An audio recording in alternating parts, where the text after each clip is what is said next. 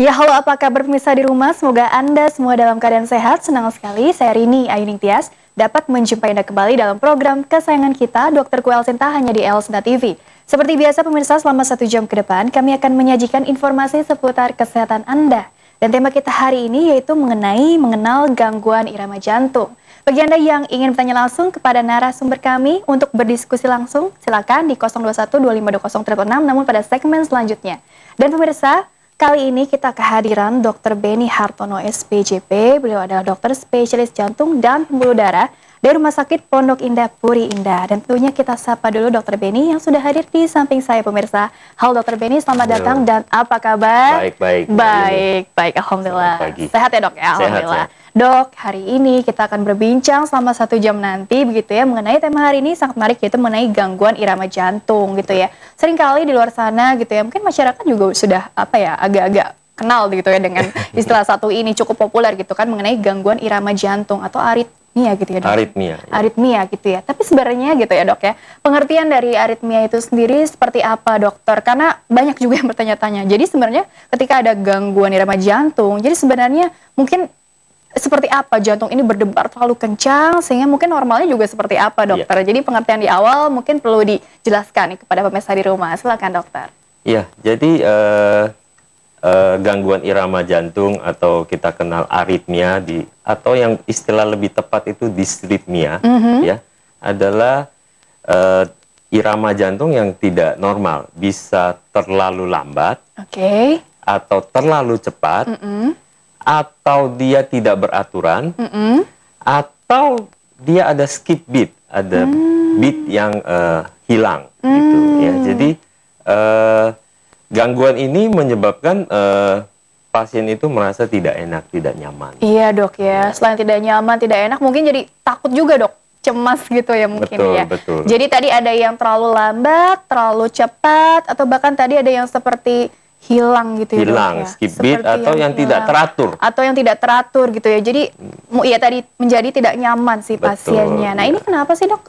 Kok bisa ya seseorang mengalami gangguan irama jantung? Tentunya kan pasti kalau seperti itu tadi kan ada banyak tuh. Berarti kan kemungkinan penyebab utamanya juga banyak juga dong ya? Betul, ya. Jadi penyebab gangguan irama jantung utamanya itu ya sebagian besar sih karena kelainan dari bawaan. Kelainan maksudnya ya cacat pabrik lah. Jadi dari ada sananya gitu betul, ya dok ya. Sebagian besar ya. Jadi mungkin ada kabel listriknya yang kelebihan. Ini istilah dari dokter ya dok ya. Betul, ya. Kabel listrik kelebihan, terus apakah ada gangguan struktur dari listrik jantungnya ya. Sebagian besar dari situ. Tapi ada sebab-sebab lain, misalnya karena penyakit jantung koroner, terus juga pertambahan usia, ya. Pertambahan usia itu banyak sekali penderita namanya gangguan irama fibrilasi atrium. Ya. Itu karena usia ya dok? Iya, usia yang bertambah, semakin tambah usia dia mengalami gangguan irama itu. Terus juga faktor lain ya mungkin ada faktor resiko lain, misalnya penderita hipertensi, diabetes, obesitas, dan teman-temannya ya, dan sebagainya gitu, itu juga bisa menyebabkan gangguan irama jantung. Jadi ada banyak gitu ya dok ya kemungkinan penyebab. Faktor-faktor di luar jantung bisa juga, misalnya ada gangguan pada tiroid, hipertiroid, ya. Tiroid juga. Terus gitu ya. kalau makanan atau apa ya mungkin penggemar kopi yang berlebihan, ya. Konsumsi alkohol, pengguna drugs ya, misalnya itu khusus gitu ya dok ya, tertentu gitu ya. Oke deh dokter, kita jeda dulu lalu kita lanjutkan lagi nanti ya. Dan pemirsa jangan kemana-mana, tetaplah bersama kami akan kembali sesaat lagi.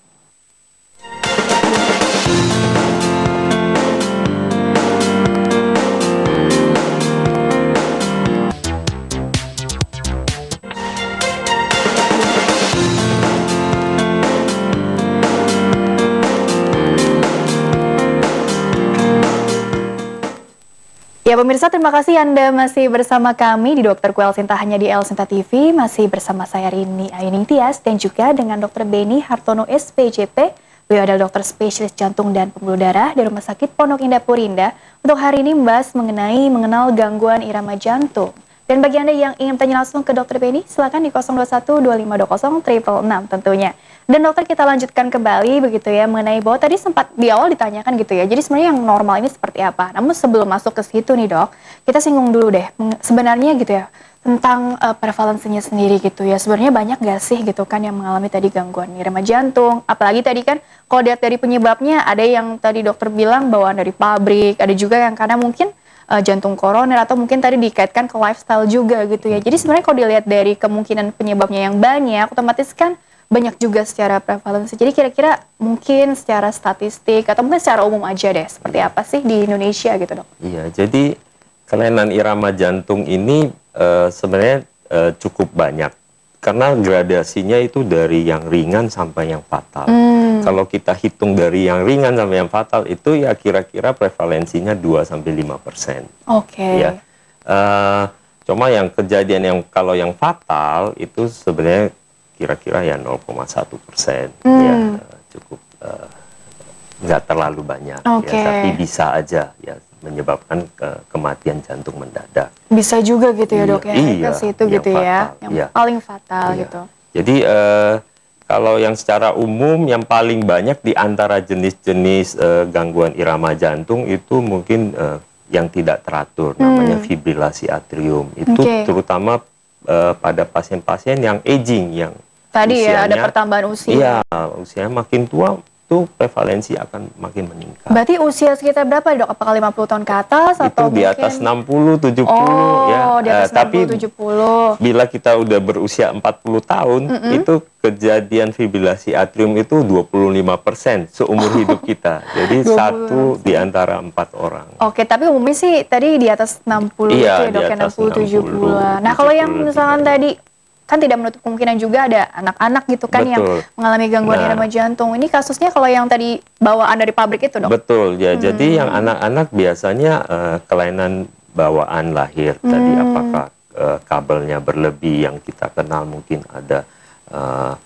WPW sindrom, ya, ada kelainan genetik, misalnya long QT, Genetik juga short gitu ya. QT, ya, gugada. Nah itu kelainan yang bisa dibawa dari lahir. Oke, jadi memang macam-macam gitu ya dok, Banyak tergantung sekali, dari tadi iya. kasusnya apa dulu nih gitu Betul, kan yang iya. disoroti lebih dalam. Oke, mungkin di layar bisa ditampilkan slide yang, nah ini tadi kan sempat disinggung tadi sebenarnya yang normal itu dalam 1 menit katakanlah, ya ini denyut jantung tuh berapa sih gitu. Nah Iya. dokter kalau berdasarkan Jadi- slide ini apa yang bisa dijelaskan dok? Jadi kita lihat bahwa kita harus bertanya kenapa jantung itu bisa berdenyut kan? Ya, jadi Fungsinya segala macam harus diketahui ya dok ya. Jadi jantung itu bisa berdenyut karena ada listriknya. Ya, listrik jantung itu gambar sebelah kiri ya, yang warna kuning itu adalah sistem konduksi listrik jantung. Oke, itu yang warna kuning ya dok ya? Betul, ya. Jadi kalau nggak ada listrik, jantungnya akan mati. Tidak berdenyut. Makanya kalau di TV atau mungkin kita pernah lihat Seperti garis ya. lurus Nah, gitu ya. garis lurus Datar, karena itu flat. yang merekam gambaran listrik jantung. Oh. Nah, jantung bisa berdenyut karena listrik sumbernya itu namanya di S anode, itu yang kuning yang bunderan di atas itu. Nah, itu di daerah serambi kanan itu sumber listriknya. Dia menghasilkan impuls kurang lebih 60 sampai 100 waktu kita istirahat. Oke, waktu Ya. istirahat. Waktu diam begini Diam ya, saja dia gitu, duduk 60 ya. sampai 100. 60 sampai 100. Makanya denyut jantung yang dikeluarkan itu teratur.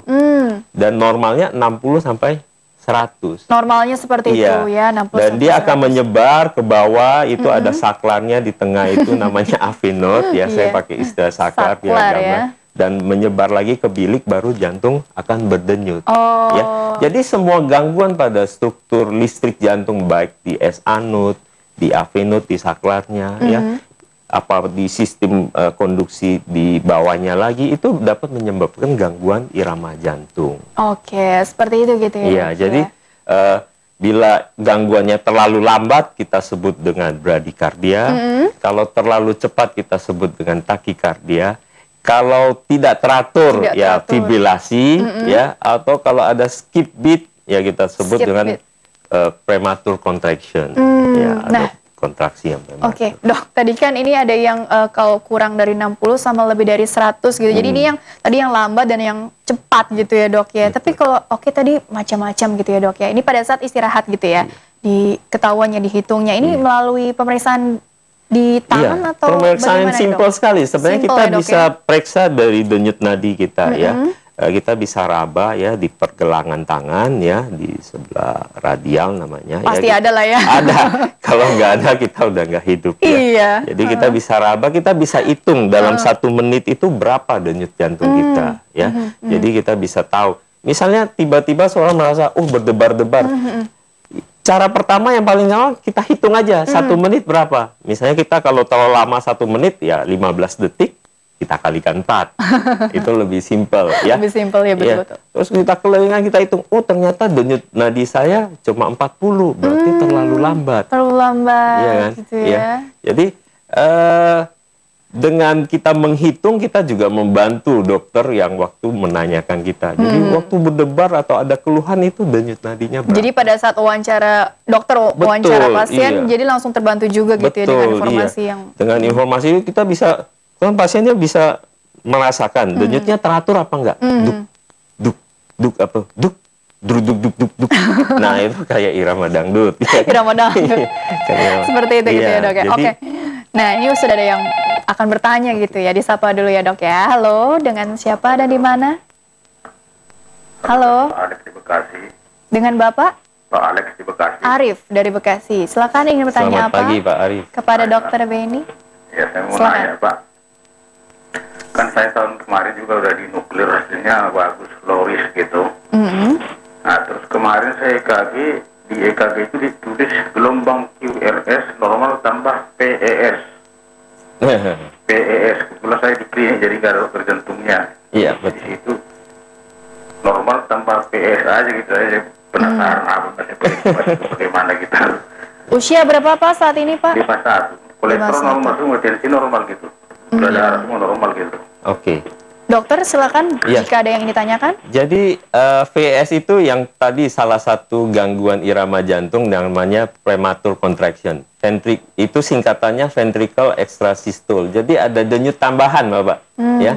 Tadi seperti saya jelaskan Pak Arif bahwa sumber listrik jantung tadi kan di S anode ya, di serambi kanan tadi. Nah, Bapak ini ada sumber yang lain.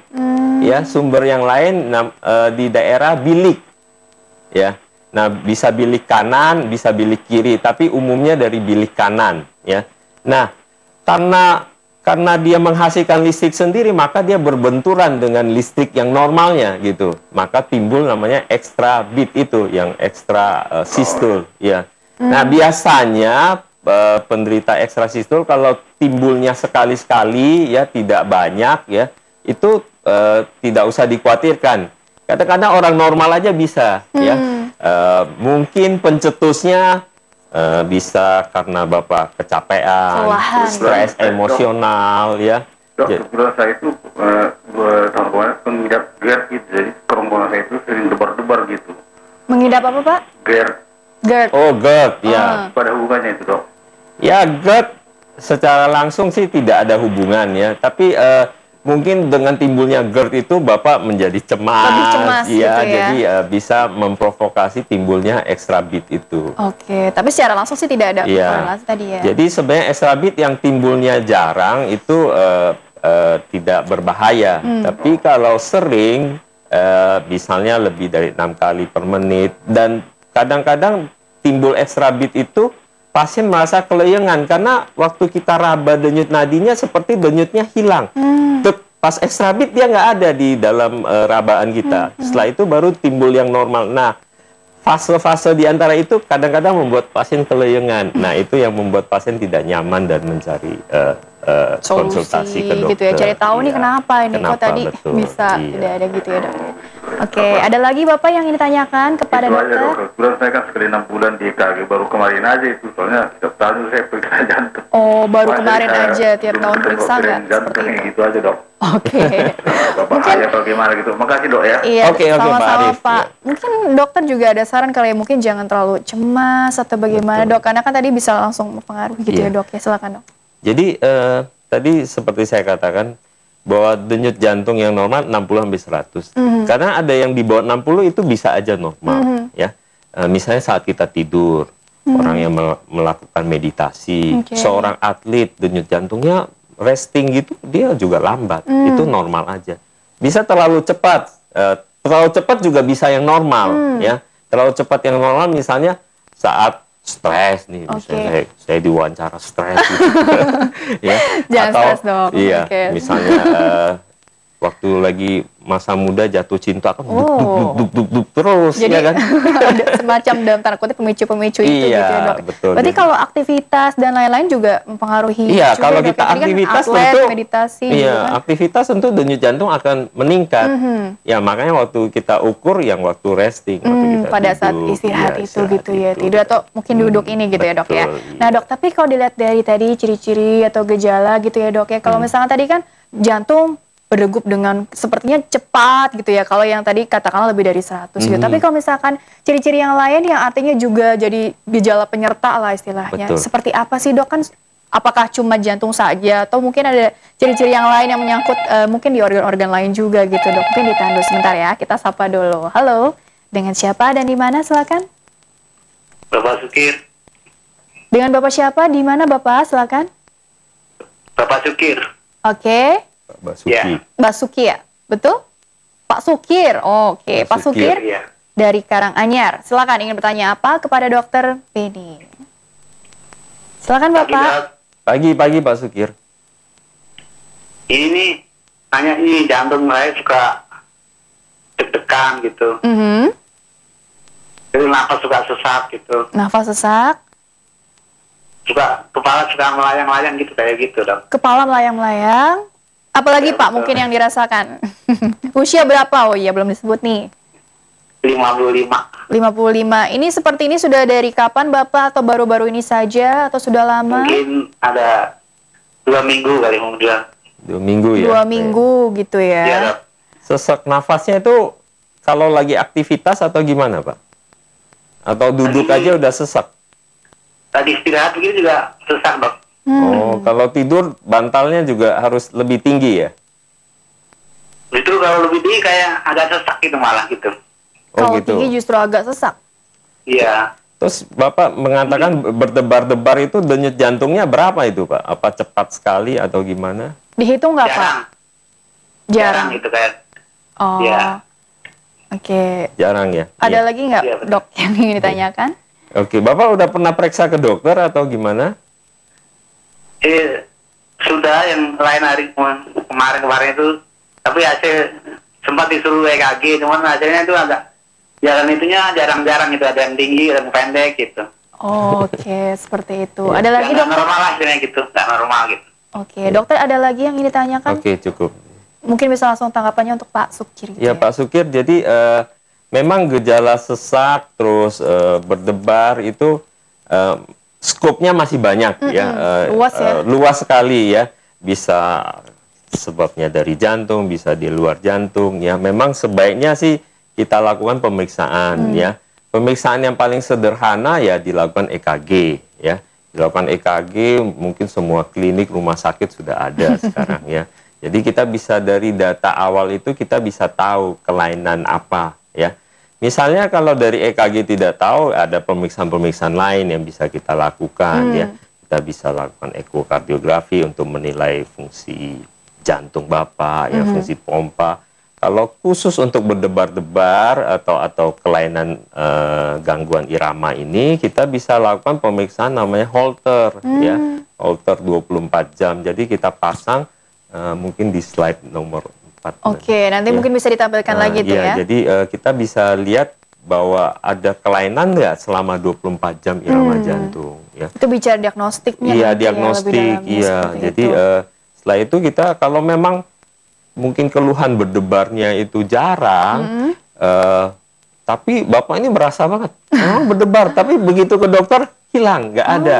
Ya kita bisa tanamkan seperti chips gitu ya, namanya ILR, tanamkan di daerah dada itu, jadi dia bisa merekam irama jantung kita sampai 3 tahun. Oke, itu perasaan tadi sepertinya kencang, tapi begitu periksa ternyata normal gitu ya. Iya. Oke, mungkin dibahasnya nanti lagi ya dok ya. Kita jeda dulu sebentar nih. Dan pemirsa jangan kemana-mana, tetaplah bersama kami. Kami akan kembali setelah pesan-pesan berikut ini.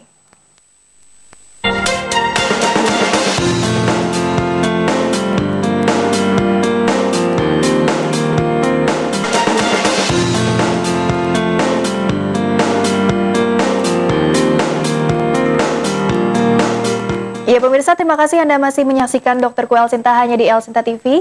Masih dengan Dr. Beni Hartono SPJP, dokter spesialis jantung dan pembuluh darah dari Rumah Sakit Pondok Indah Purinda. Untuk hari ini membahas mengenal gangguan irama jantung. Bagi Anda yang ingin bertanya langsung ke Dr. Beni, silakan. Masih dibuka tentunya di 021 2520 666. Baiklah, dokter, kita lanjutkan kembali sambil menunggu penelpon lagi yang akan berdiskusi atau bertanya langsung pada dokter gitu ya. Mengenai bahwa tadi kan gejala gitu kan, artinya kan tidak hanya mungkin jantung yang berdebar saja gitu ya, tapi mungkin ada gejala-gejala spesifik lainnya yang juga ikut menyertai gitu kan. Artinya sebagai pelengkap gitu ya dok. Jadi kira-kira apa sih yang mungkin bisa dikenali oleh si pasien gitu kan untuk menyadari seutuhnya nih gitu kan, kira-kira apa sih yang terjadi pada saya? Apakah ini mungkin tadi termasuk yang lambat atau bahkan yang cepat, atau mungkin yang tadi yang skip beat atau yang mana gitu dokter, silakan. Iya, jadi gejalanya memang bervariasi tergantung gangguan irama apa ya. Misalnya kalau dia gangguan irama yang terlalu lambat atau bradikardia, biasanya pasien itu mau pingsan atau pingsan, mungkin ada riwayat sampai pingsan, mau pingsan, keleyengan, ya. Keleyengan. Iya, cepat capek, ya aktivitasnya capek, terus keringat dingin bisa aja, ya. Terus ya itu gejala-gejala pada pasien-pasien yang terlalu lambat. Kalau yang terlalu cepat dia akan berasa karena denyut jantungnya cepat sekali, terasa berdebar-debar. Seperti takut terkena serangan jantung dok. Betul, ya cepat itu, sekali.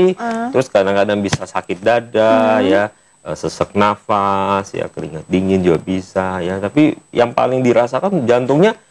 Kan kalau kita normalnya sih nggak merasakan denyut jantung kita, tapi kalau terjadi perubahan tiba-tiba yang terlalu cepat itu dia akan berasa sekali dan dia akan mencari pertolongan ke rumah sakit. Ya. Itu yang terlalu cepat. Kalau yang tidak beraturan, kadang-kadang pada sebagian kecil orang tidak berasa, ya, tapi pada sebagian besar sih berasa tidak nyaman aja. Kok saya bisa merasakan denyut jantung saya tidak beraturan, ya. Yang biasanya kalau beraturan dia biasanya tidak merasakan apa, tapi kalau tidak beraturan dia akan merasa. Dok, berarti kalau sudah seperti itu agak lebih bahaya nggak sih kalau yang katakanlah si pasien ini nggak merasa kalau ada tanda-tanda yang seperti itu? Artinya kan diam-diam ntar tahu-tahu suatu saat gitu kan. Ya, memang justru yang lebih berbahaya yang tidak merasakan apa-apa, ya, yang kurang sensitif, ya. Kurang sensitif itu ya. Kalau skip beat yang seperti tadi biasanya dia akan berasa, ya, dia kadang-kadang berasa kayak kalau pas lagi timbul skip beatnya seperti jatuh dari atas gitu atau rasa tercekek atau apa. Ya ampun, gitu sampai segitunya ya dok ya. Ya. Oke, disapa dulu penelponnya. Halo, dengan siapa dan di mana? Silakan. Dengan Pak Rama di Depok. Oke, Bapak silakan ingin bertanya apa langsung saja kepada dokter. Pak Rama ya? Iya. Silakan. Sudah lama berobat ke dokter poli jantung. Tapi kemudian karena ada peraturan BPJS, jadi dari tempat yang lama saya pindah ke rumah sakit kelas C. Di situ saya ditangani oleh dokter spesialis penyakit dalam. Kemudian saya sudah di IKG dan di apa itu namanya di echo. Di situ dikatakan ya Bapak kemungkinan ada bocor gitu. Bocor. Ya, jadi saya agak bingung gitu dok. Usia berapa Pak, mohon maaf? Sekarang 78. 78 gitu ya. Ada keluhan yang lain Bapak, sesak nafas, sakit dada atau? Belum ada. Nggak ada ya? Ya. Oke. Ya. Dokter ada lagi mungkin atau bisa cukup. langsung tanggapannya? Saya kira cukup dok. Ya. Baik, terima kasih Jadi, ya Pak, silakan. Pak Rama telah di EKG dan di echo. Di echo itu kita melihat struktur jantung ya.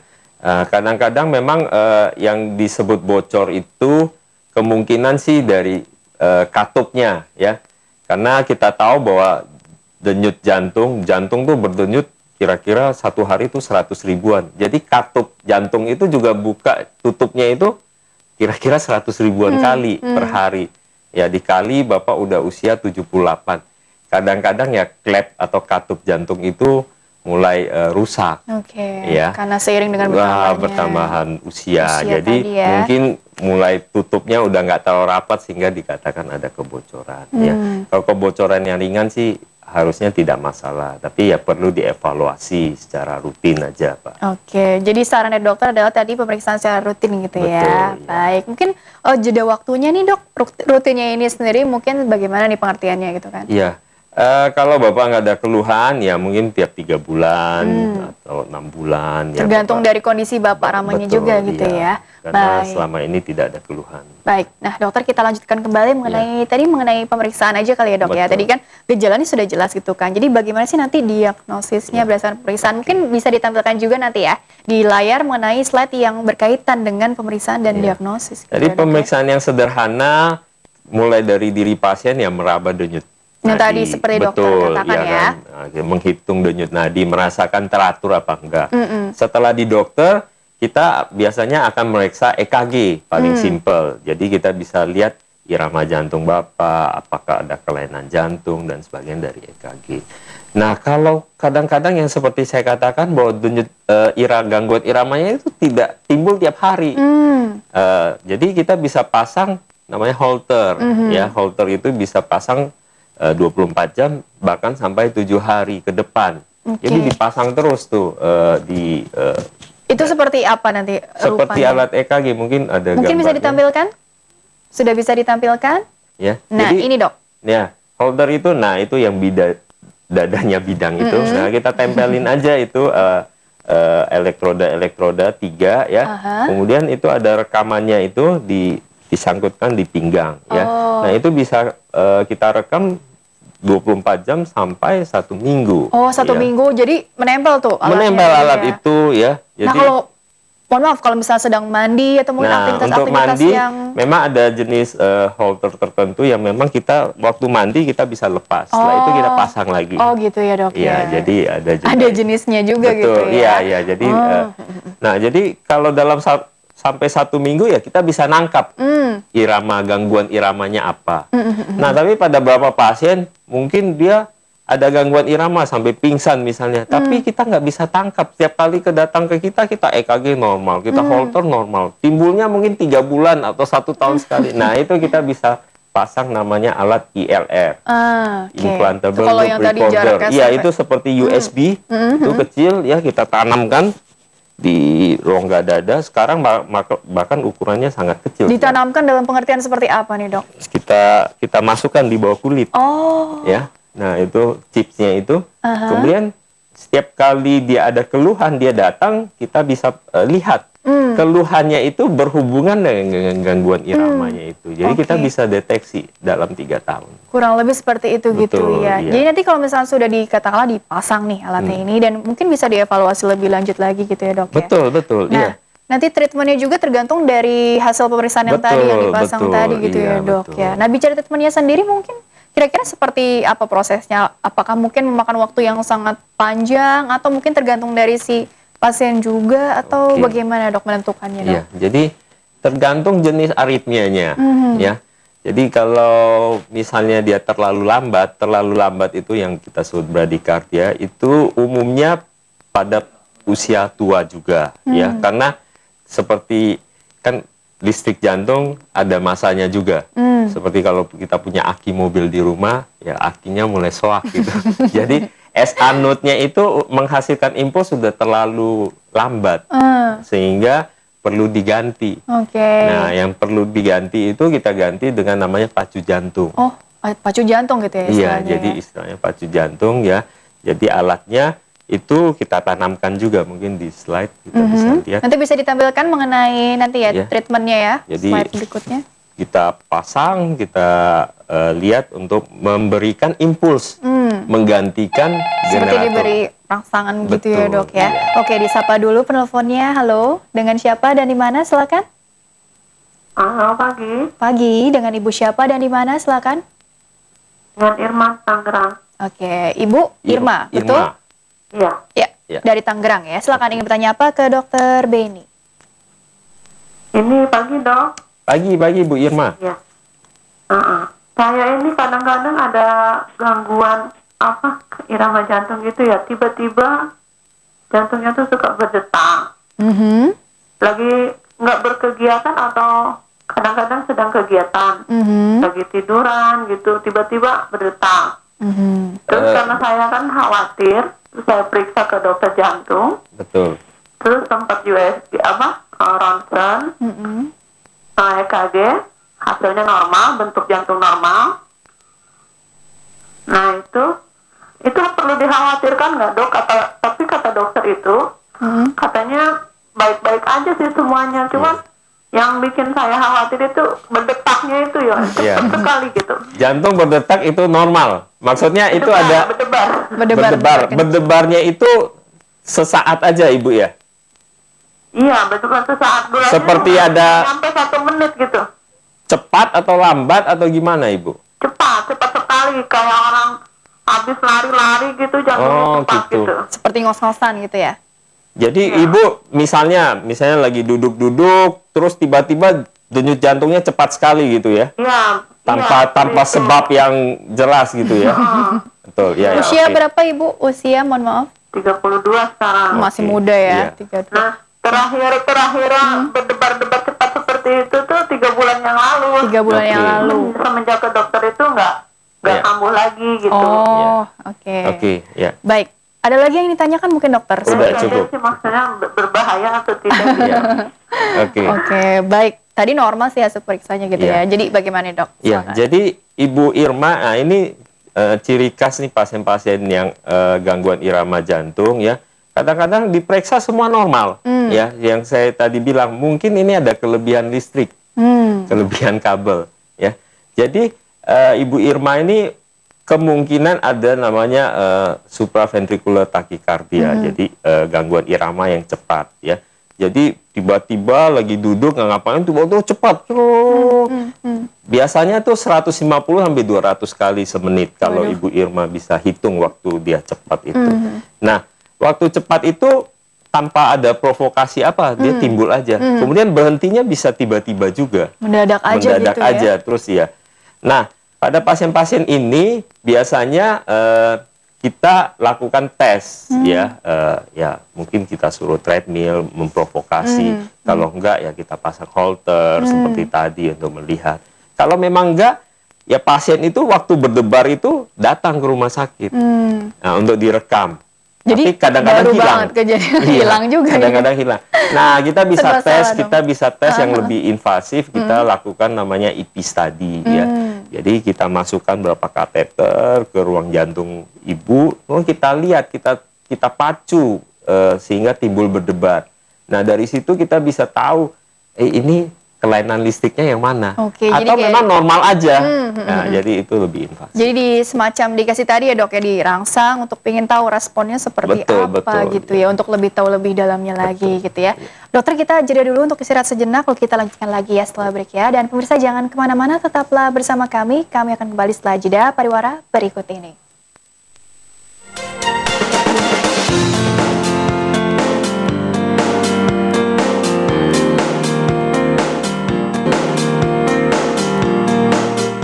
Ya pemirsa, terima kasih Anda masih menyaksikan Dokterku Elsinta hanya di Elsinta TV. Masih bersama saya Rini Ayuning Tias dan juga dengan Dr. Beni Hartono SPJP dari Rumah Sakit Pondok Indah Purinda untuk hari ini membahas mengenal gangguan irama jantung. Bagi Anda yang ingin bertanya langsung, silakan di 021-2520-666. Dan Dr. Beni, kita lanjutkan kembali mengenai treatmentnya gitu ya. Tadi kan diagnosis sudah dijelaskan tuh berdasarkan slide yang ada di layar gitu ya.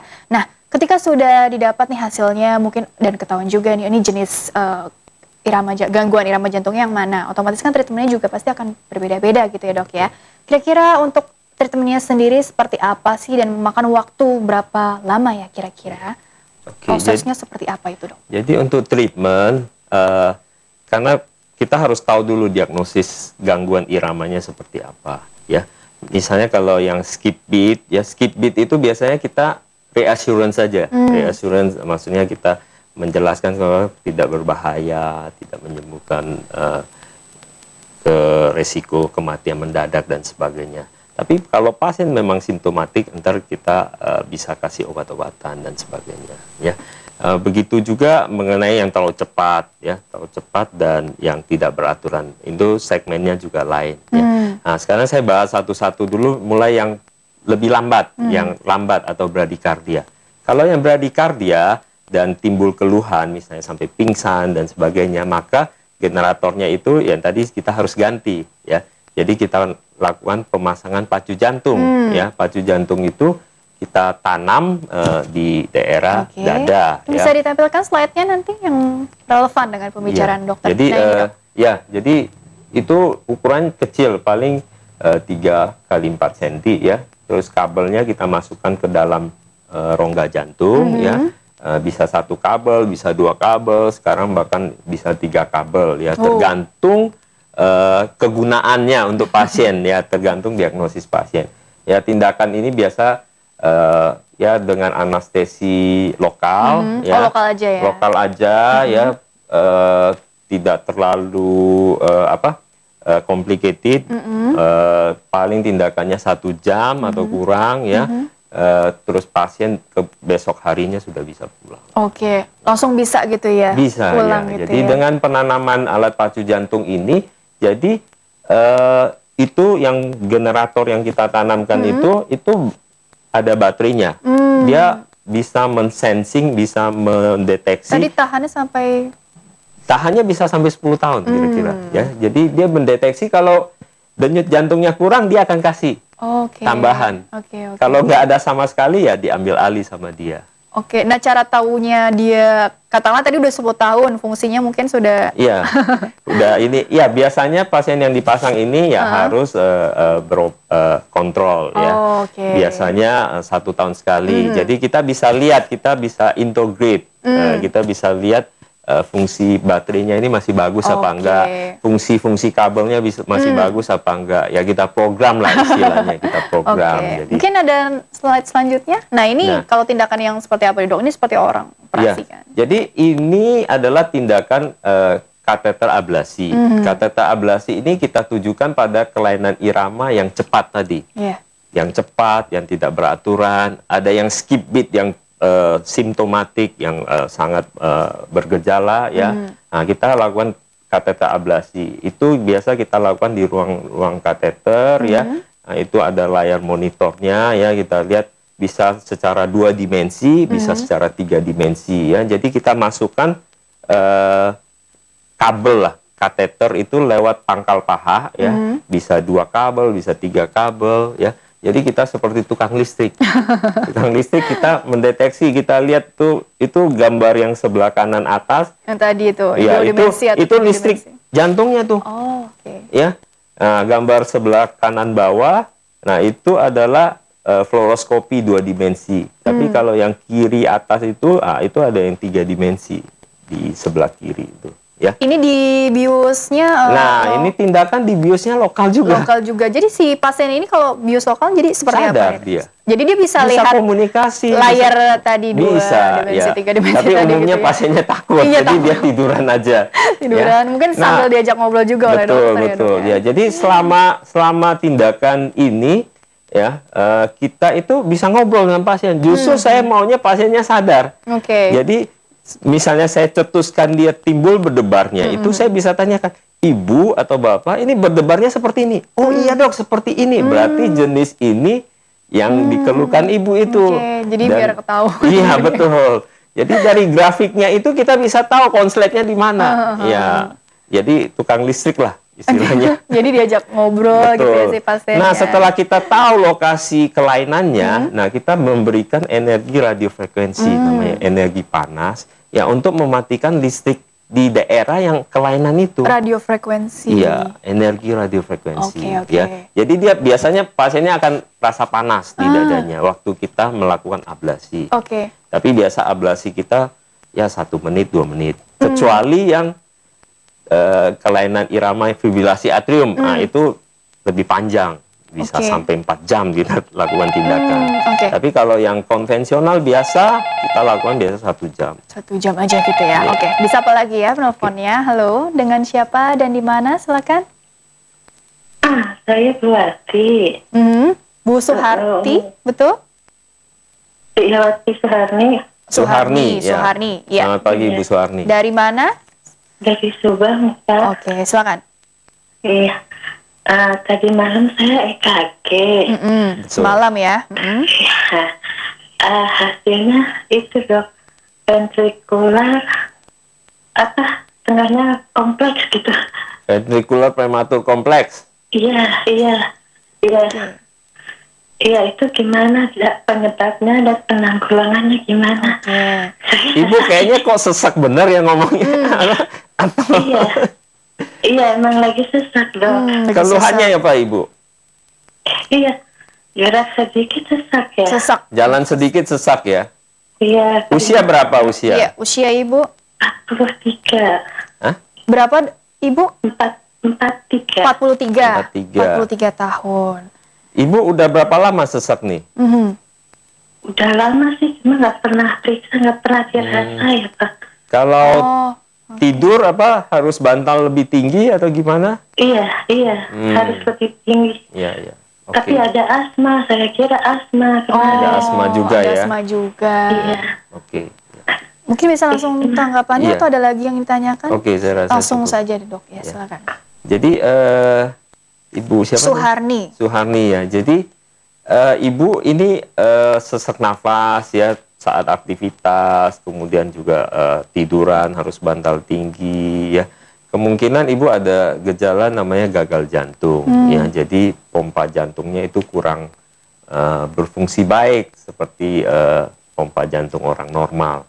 Nah, pada pasien-pasien gagal jantung itu juga bisa timbul aritmia. Aritmianya yang namanya ekstrabit itu. Jadi terjadi gangguan pada listrik di daerah bilik jantung sehingga dia lebih mudah timbul ekstrabit. Nah, gagal jantung ini sebabnya apa? Bisa macam-macam. Apakah Ibu pernah kena serangan jantung, namanya penyakit jantung koroner, ataupun Ibu ada kelainan otot, namanya kardiomiopati, ataupun ada kelainan pada katup, bisa aja terjadi gagal jantung. Nah, ini harus diperiksakan lebih komprehensif lagi Ibu, sehingga menyeluruh gitu ya? bisa kita berikan treatment yang lebih adekuat pada Ibu. Karena timbulnya ventricle prematur kompleks atau ekstrabit ini akibat dari gangguan otot jantung, ya gagal jantung. Kira-kira seperti itu ya penjelasan Betul, dari dokter. Jadi perlu pemeriksaan yang lebih komprehensif tadi Iya, gitu betul. ya, supaya tadi pengobatannya lebih adekuat gitu ya dok ya. Dokter, kita lanjutkan kembali mengenai bahwa tadi kan treatmentnya tadi kan sudah sampai ke ablasi Iya. gitu ya. Jadi si pasien juga bisa lihat ya sebenarnya, cuma karena takut jadi Betul. ngobrolnya interaksi sama dokter aja. Nah setelah itu mungkin kita bicara ada nggak sih semacam mungkin efek samping gitu katakanlah, ada nggak dok? Karena kan tadi kayaknya ada yang istilahnya tadi kan sampai panas gitu kan Betul, istilahnya. ya. Jadi tindakan ablasi ini komplikasi rate-nya itu sangat kecil. Itu biasanya ya semua tindakan medis pasti ada resiko komplikasi ya. Nah, komplikasi rate kira-kira 1% atau di bawah itu. Yang fatal mungkin 0,0 sekian persen. Ya seperti kalau kita naik pesawat ada resiko jatuh juga ya kan. Ya. Jadi tindakan ini cukup safe dan perlu saya garis bawahi bahwa tindakan ablasi ini memberikan kesembuhan total ke pasien. Kesembuhan total pasien. Iya, jadi misalnya pada kelainan WPW syndrome, WPW syndrome yang ada kabel kelebihan itu biasanya dari bawaan dari kecil timbul berdebar cepat terus. Itu kalau kita ablasi itu pasien ntar stop berdebarnya, tidak perlu minum obat seumur hidupnya ya. Dan angka kekambuhan juga sangat kecil. Baik, alhamdulillah. Dan dokter, kita jeda dulu sebentar ya dok ya untuk istirahat sejenak. Dan pemirsa jangan kemana-mana, tetaplah bersama kami. Kami akan kembali sesaat lagi.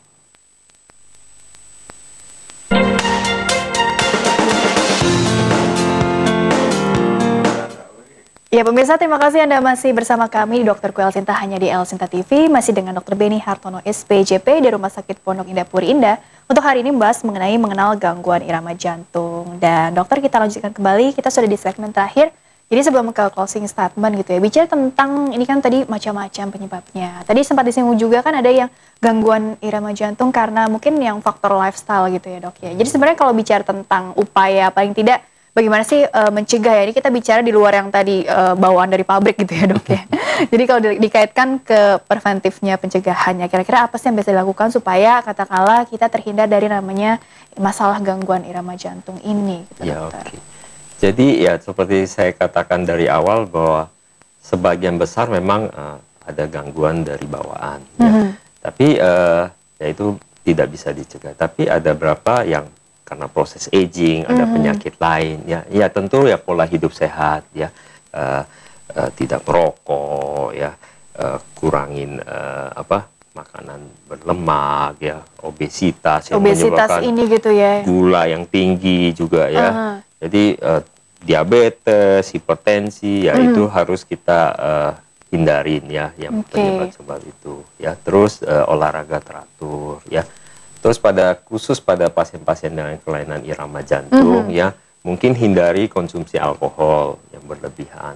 Kopi, ya kalau jumlahnya sedikit, mungkin 1 cangkir sehari masih boleh. Tapi pada beberapa orang yang dengan gangguan irama jantung, sebaiknya mungkin dihindari saja.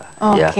Terus diet yang mungkin fat diet yang proteinnya tinggi mengakibatkan gangguan elektrolit, nah itu juga bisa menyebabkan gangguan irama jantung. Baiklah dokter, karena waktunya terbatas juga, jadi closing statement yang bisa dokter sampaikan. Mungkin berupa summary atau mungkin himbauan kepada pemirsa di rumah tentang tema hari ini. Silakan dokter. Ya, jadi sebenarnya gangguan irama jantung sebagian besar itu tidak menyebabkan kematian, ya. Tapi memang ada sebagian kecil menyebabkan kematian. Nah, keluhan irama jantung ini dapat dirasakan oleh pasien, dan pemeriksaan dari pasien yang paling awal itu adalah periksa denyut nadi, ya, sebelum ke rumah sakit, karena informasi itu penting sekali bagi dokter. Nah, setelah itu pasien bisa ke rumah sakit, bertemu dokter yang tepat, ya, terutama pada kelainan irama jantung ini, sehingga bisa diberikan terapi atau treatment yang tepat. Yang tepat gitu ya. Baik dokter, terima kasih telah berbagi ilmunya di sini. Semoga bermanfaat gitu ya. Amin. Dan pemirsa, terima kasih juga Anda telah menyaksikan Dokter Ku Elsinta. Jangan lupa untuk terus saksikan acara ini setiap Senin sampai Jumat. Akhir kata, saya Rini Ayuni Tias beserta seluruh yang tugas mohon undur diri dari hadapan Anda. Terima kasih dan sampai jumpa.